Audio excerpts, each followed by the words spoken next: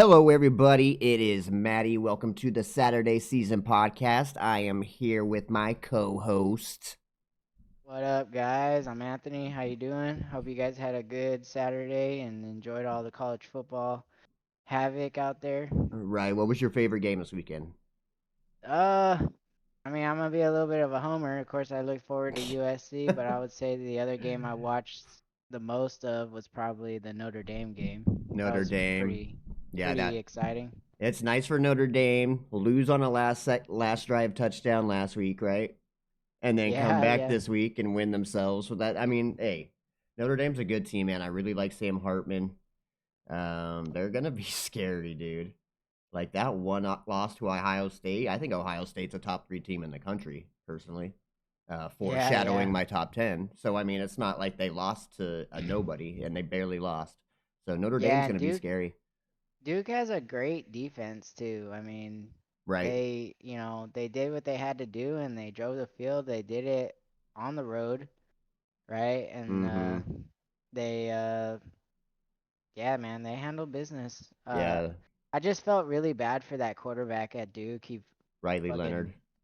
went down, yeah. Yeah, But and luckily it's just a high ankle sprain, so he should be back in a couple of weeks hopefully, but we'll see what they can do without him. and their coach Mike Elko, dude, he's gonna get a job somewhere for sure, Right. for sure.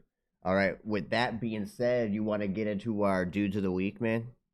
All right, let's The get into dude it. of the week. So who were you feeling this weekend? Are you gonna be biased again, bro? Or I am going to be biased because the dude had 6 touchdowns and over 400 yards passing, 403, and with one INT, his first of the year. right? Basically, just shredding the fucking Buffalo defense. Yeah, and you know what? Shador Sanders shredded us right back.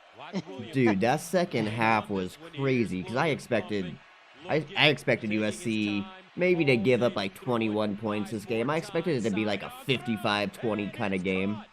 I thought the same exact thing. I thought, man, when it was 34-7, I was like, oh, they might score 60, Yeah, you know? exactly. And Exactly. give credit to Buffalo, to Colorado.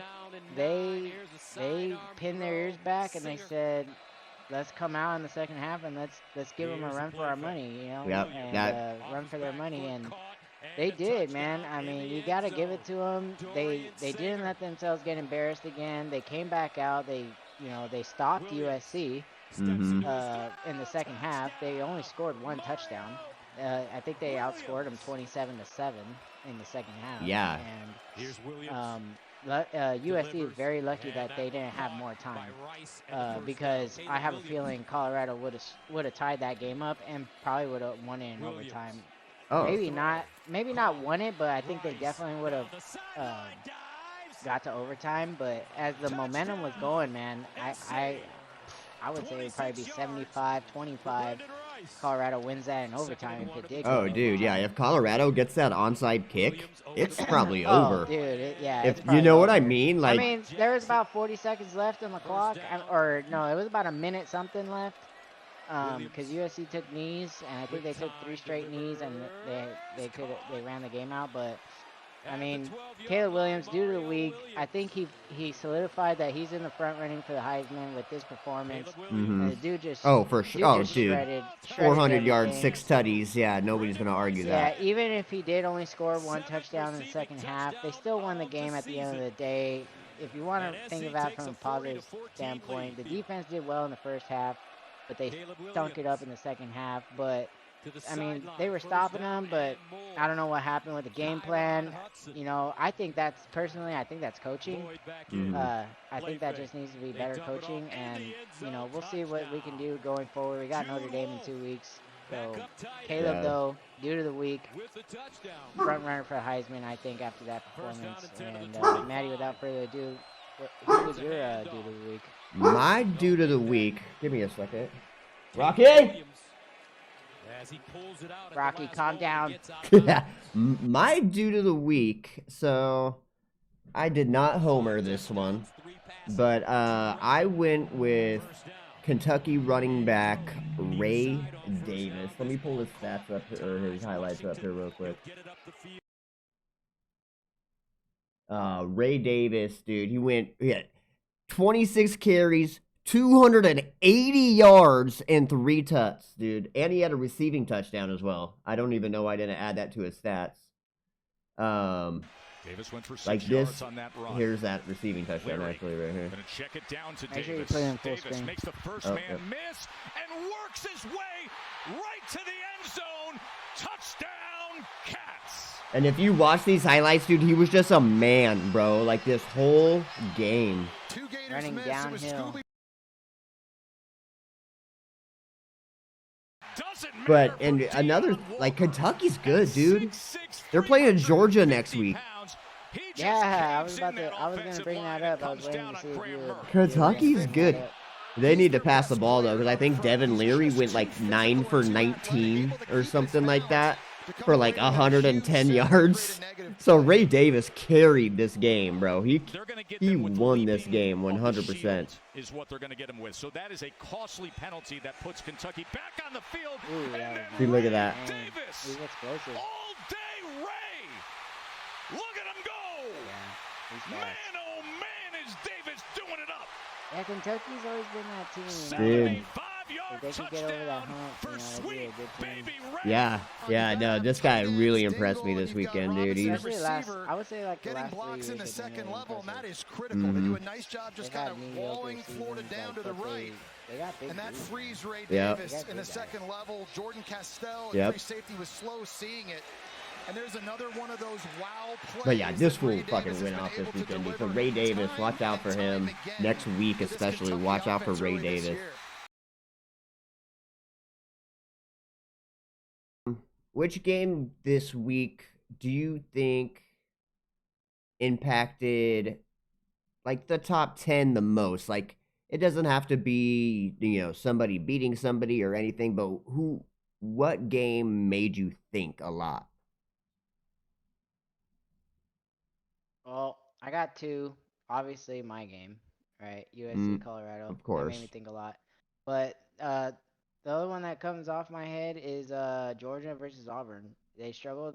Georgia struggled on the road. It was a close game. They had to win it last minute against an Auburn team that's really not that great. I mean, Cal stuck around with them, I think, right? Cal played them early in the year, and I think Cal lost that game by 7 points. I mean, that's an SEC team. Yeah, I know.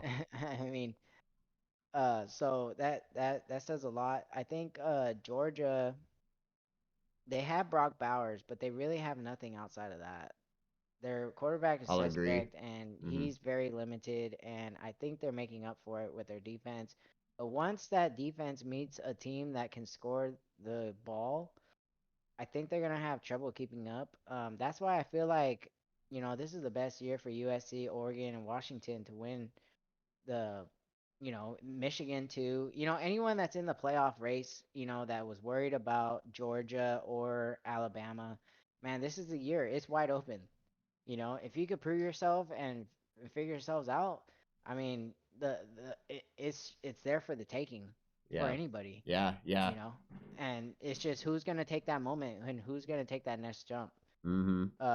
How about you? What game do you think impacted the college football playoff bracket or just college football in general?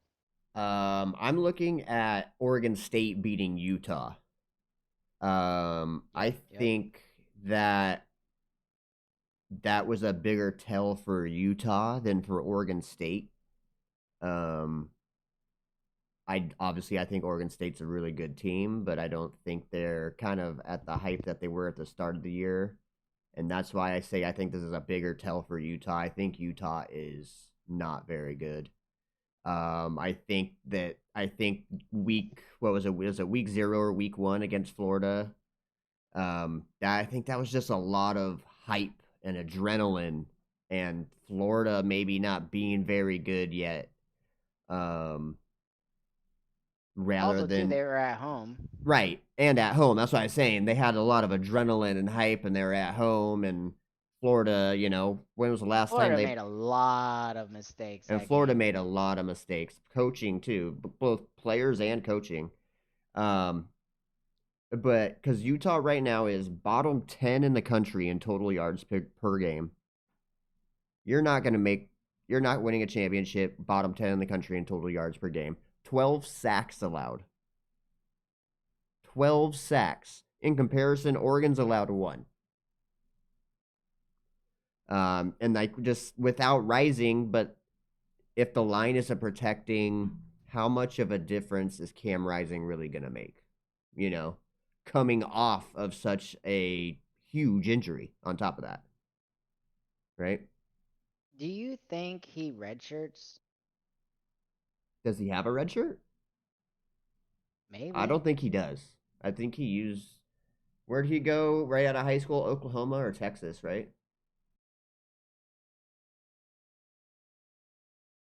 Yeah. Yeah, he redshirted his only year at Texas in 2018. So yeah, no redshirt. I mean, that would be nice, but yeah, he kind of got to deal with what he has now. Right. All right, let's get into our top 10s. What are you thinking, man? Top 10s. A little bit of movement here. Still got Texas at number 1. We're going to see what they're made of this week. They got Oklahoma coming to town in Dallas Cotton Bowl. I'm going to go 1 through 10 this time. I like going 1 through 10. Michigan, they handled Nebraska. I think they solidified themselves, but I think I still got to put Texas up there. Georgia, 3, struggled with Auburn. I think you could even get away with putting Georgia at 4 and putting Ohio State at 3, but Ohio State didn't play this week, so I'm just gonna keep them put. Ohio State 4. Who does Ohio State play this week? I forget. I can bring it up. But I'll keep moving along while Maddie looks that up. And then Penn State. Maryland. Penn State. Ooh, Maryland 5-0. Maryland. That's a. We'll see what they're made of. Is that at Maryland? Nah, it's in Columbus. Oh, okay.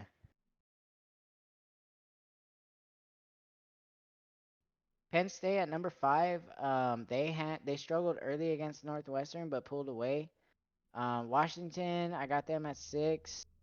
Really, honestly, you could switch 6, 6 and 7 can be either way. To me. But I'm just putting Washington back there. I like Michael Penix. I like their receivers. They're pretty good. They had a close game though against Arizona. I don't know. Michael Penix didn't throw a touchdown pass. Right. So we'll see what USC's got Arizona at home this week, a late game. So we'll see what happens there. Kind of worried about that and then one. we got both Oregon and Washington have byes this week and then play the following week. Right. Yep. We're gonna see what everybody's made of here real soon. These soon. next 2 weeks are like the telltale of it all, because USC plays Notre Dame, Oregon and Washington play each other.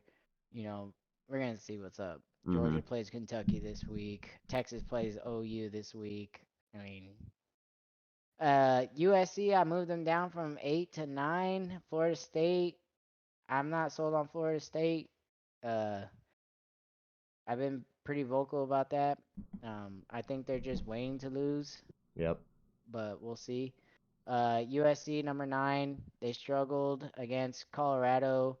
They handled them to start and then struggled in the second half. They just don't know how to finish games. It seems like what happened in the Cotton Bowl last year to end the year against Tulane happened the same exact way. We're blowing them out, and they lose the game by just basically handing it to them. Everything went wrong that could have went wrong, and it went Tulane's way, and they pulled that game out. And USC's lucky that didn't happen a second time, because that would have been just demolished for the whole program in itself going forward. Oh, that would have been bad if they would have that lost loss that right there. Tulane loss, whatever. You knew you had Caleb coming back, right? Yeah. But dude, if you would have blew this Colorado game, that would have impacted us for years. I mean, recruiting, everything, just the whole mojo of it all. You probably would have had a bunch of people transfer after that. I mean, we're very lucky to come out with that game. At the end of the day, though, we're 5-0, and we keep this ball rolling. Alabama at 10. I think they stay put. We'll see what happens at Texas A&M. Oh, yeah, they week. cruise versus Mississippi State, bro. What was it, like 44-10, something like that? Yeah, so. it was pretty easy. So, but we'll see what they do in Texas A&M. They Yeah, usually struggle in Texas A&M. So, yeah, that'll be a big game for. That's that. gonna be a big game for Texas A&M, man. I think Jimbo Fisher. I think this is possibly his last year there. Oh yeah, I mean he's got to do something. Yeah, he's been there forever. They got unlimited amount of resources. They should be better than what they are. Mm-hmm. Oh, I agree. Matty, what's your top 10 looking like? Okay, I'll go 1 through 10 like Booty did. I'm gonna keep Georgia at 1. Um, there is a lot of talk about Carson Beck, quarterback, not playing great. I mean, the guy went 20 for 30 for over 300 yards with a touchdown and 1 pick. I mean, nothing horrible. I mean, he threw for over 300 yards. 2, I'll go with Texas. That was a great win against Kansas. I really thought Kansas would push them a little harder. Kansas didn't have Jaden Daniels, which would have changed the game entirely. But Texas handled business the way they had to handle business. I respect that. Ohio State, I think, are one of the best teams in the country. I think they're by far the best team in the Big Ten. I think they're better than Michigan, better than Penn State easily. 4, I'll go with Michigan. I'm just going to keep respecting that they're winning. They're a playoff team from last year. I'm going to give them the benefit of the doubt. 5, I'm going to move Oregon up to 5. Reason being, Oregon handled business. I was ready for kind of a letdown game, like maybe winning like 31-22 after an emotional Colorado game. And they did have that slow first quarter, but after that, they turned on the Jets, man. And I feel like like I said, they handled business. Florida State, I'm a little higher on them than Anthony is. I was not a huge Jordan Travis guy to start the year, or not even to start the before this year. But I've watched him a couple times this year now, and I really like Jordan Travis. I think he's definitely gonna be pushing for a Heisman finalist spot.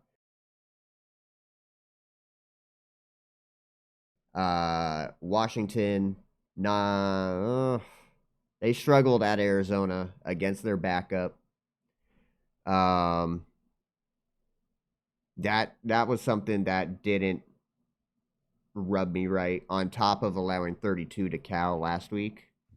I know there's this talk about, oh, well, they only gave it 14 to the starters. So what?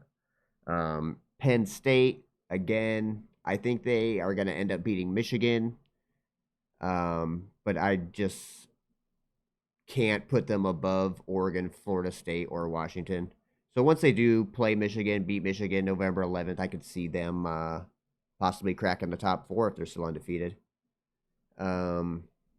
Notre Dame, impressive win at Duke. That Duke team was really good.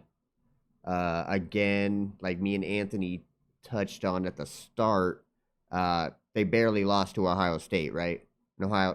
We both feel like Ohio State is probably a top 3 team in the country. Gonna keep them in the top 10. 10, USC. Like Anthony's already touched on over and over again, that second half didn't look good for them.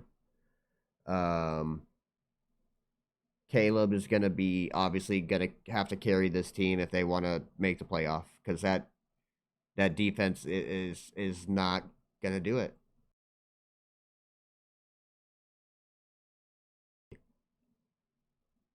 I think it's just they need to work on scheme. Yeah. They're getting out coached. I think they have the personnel to be really good, but they just need to work on coaching and scheme. Yeah, I can see that. They just need to fire fucking Grinch. God, That's I know. it. Dude, so many people were just expecting him to be fired this week too. Dude, they just have to. I feel bad for Caleb, you know. Mm-hmm. They're just ruining. Yeah, it sucks. Wasting. Can you imagine, dude? You're going off for 6 touchdowns and you almost lose. Yeah, that's insane. Thanks, guys. No, that's crazy, man. All right, though. I think that'll do it for this week. Hey, guys, thank you for everybody subbing, coming into the live streams. It's been awesome, dude. Anthony, whatever you want to say, send this on out. Appreciate you guys joining us on Saturday for all the havoc. We look forward to seeing you guys this Saturday. I will be joining late on Saturday. I have a certification class I need to attend, but I will be home after that, and I will join you guys. All right. Let's get it, baby. Have a good week, and we will see you. Saturday Season Podcast, real opinions for real fans. We'll see you guys later. Later.